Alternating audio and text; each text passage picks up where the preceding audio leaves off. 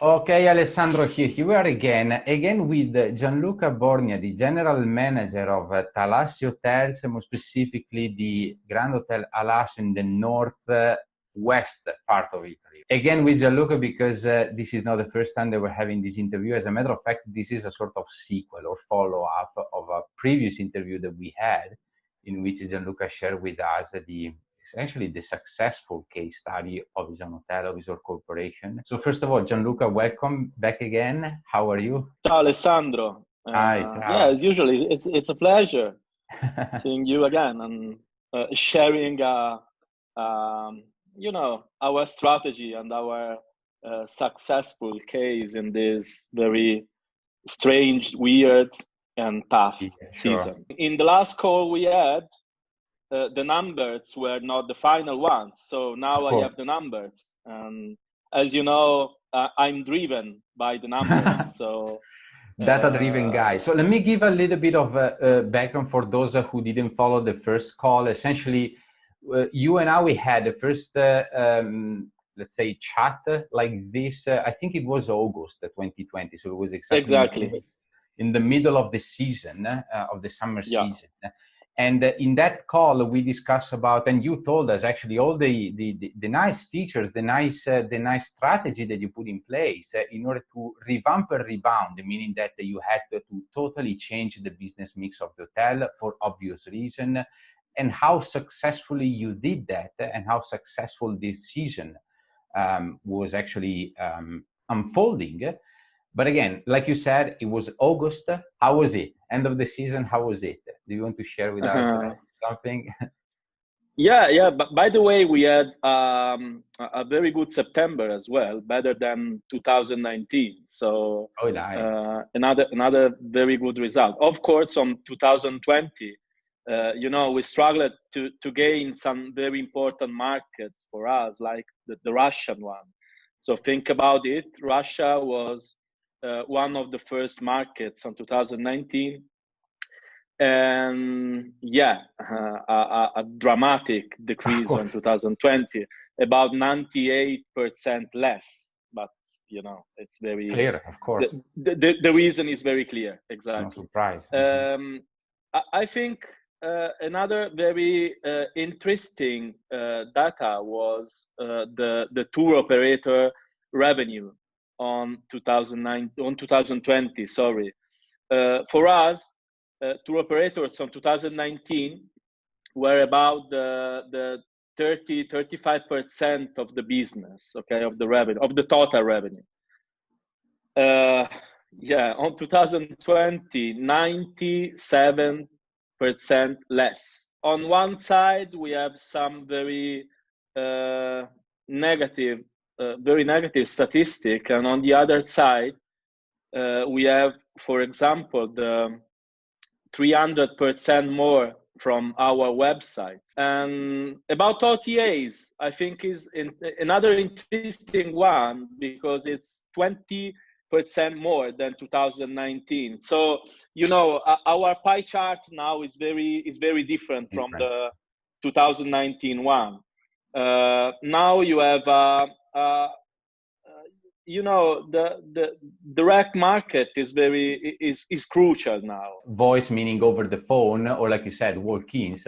Ironically, Exactly. being a digital era, even the offline has increased to the expenses of those tour operators, like you said, or anyway third party. And Sure. also the voice reservation or the walk-in reservation is driven by by digital, Sure. by the digital tools.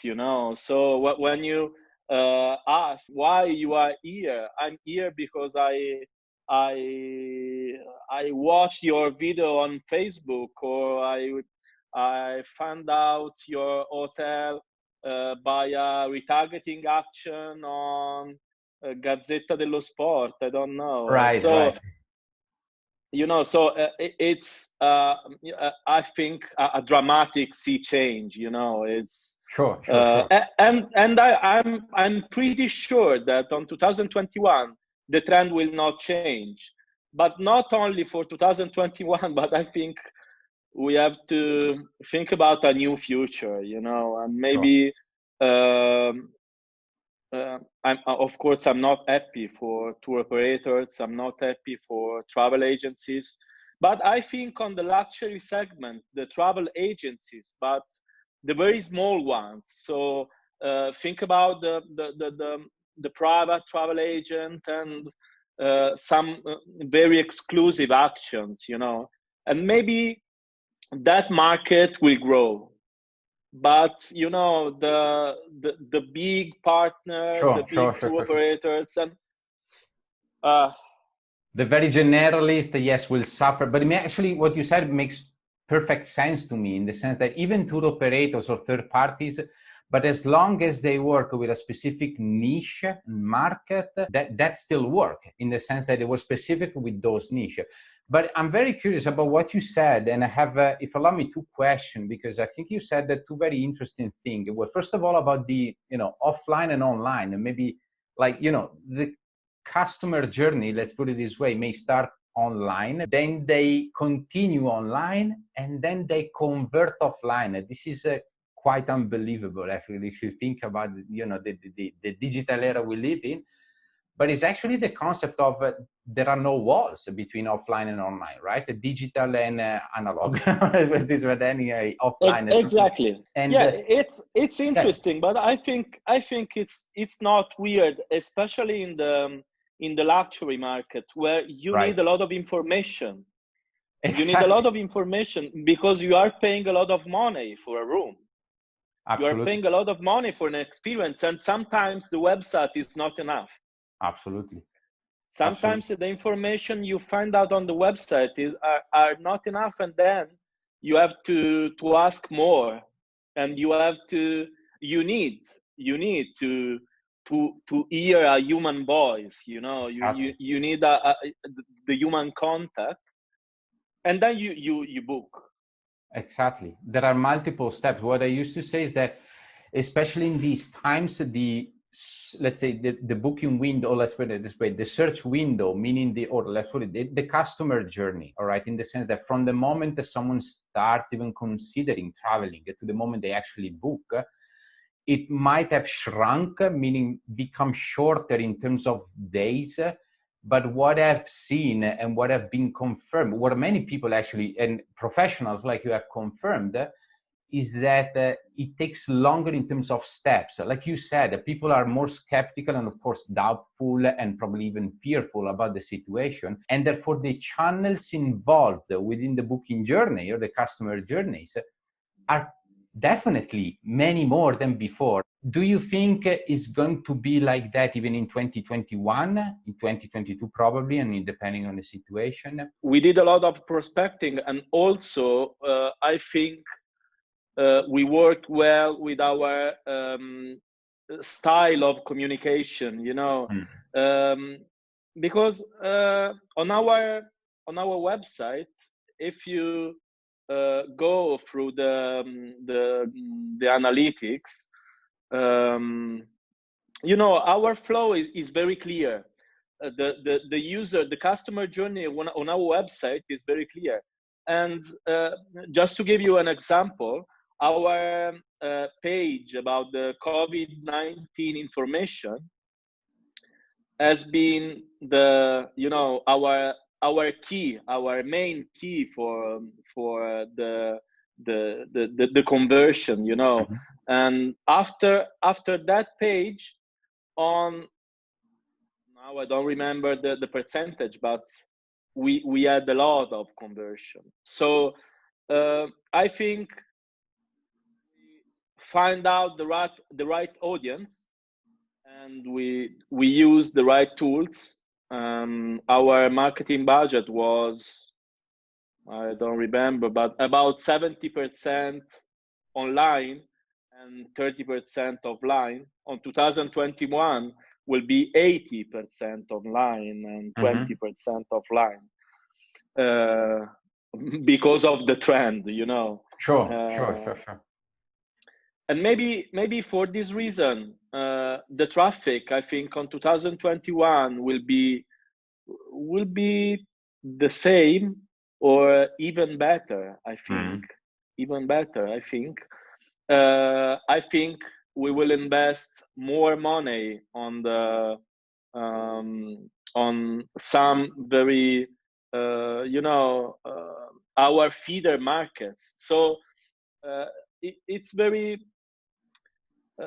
it's very weird because we miss the Russian market and we find out that the Switzerland market, and then Yes.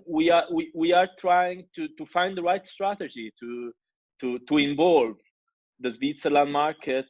But of course, it's not easy because it's our first time on that market, so we have to find the right strategy now. Sure. How much, because you mentioned before a little bit of the split in the sense that you mentioned 70% this year, budgeted 80% for prospecting next year for online marketing next year. How much would you devote and how much would you invest on the prospecting part?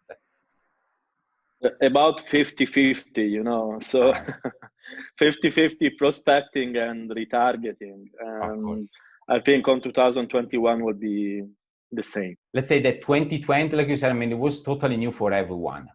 But you did the prospecting. And of course, now you have a little bit of data that might be useful for next year. I think you have a competitive advantage, even to those who will start next year with no data in your hands, right? So it's useful. Yeah, of course. On 2020, we did a very good prospecting on the proximity market, of course. Right.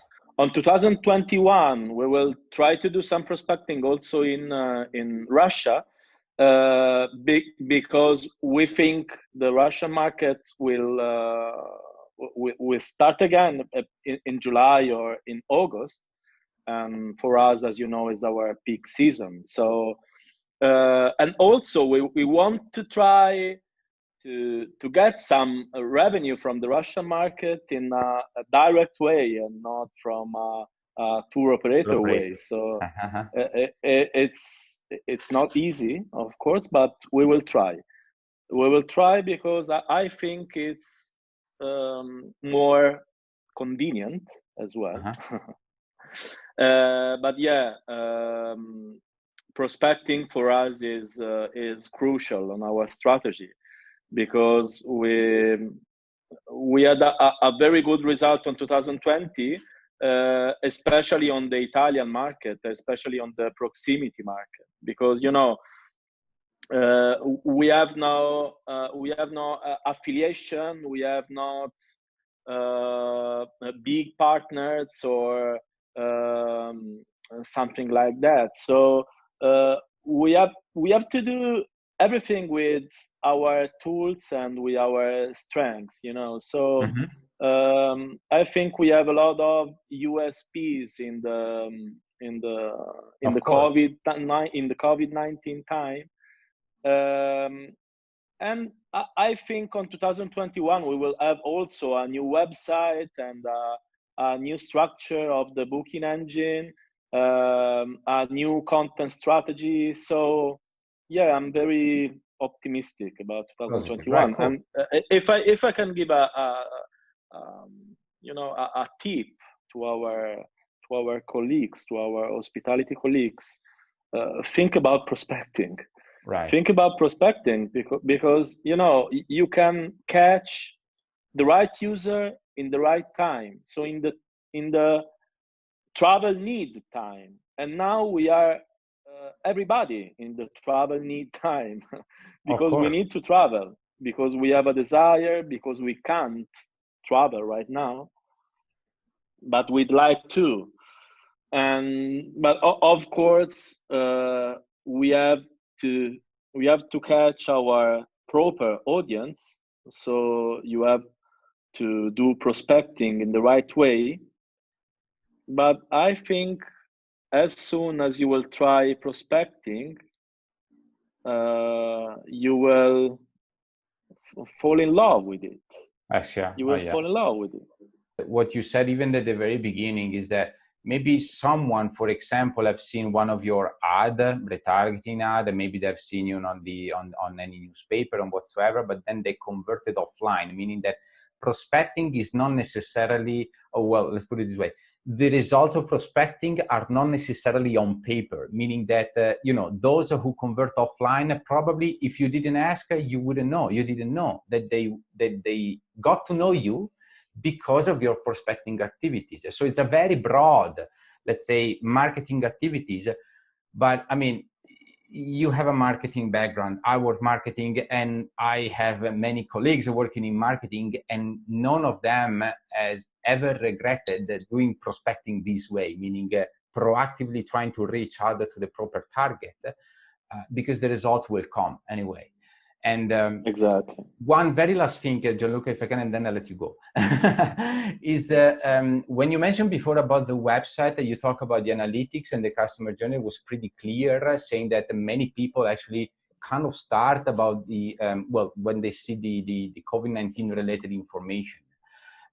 In which way, if I may ask, I mean, are they kind of obsessive and oppressive, even over the phone, asking about what are the safety, healthy measures that you have in place?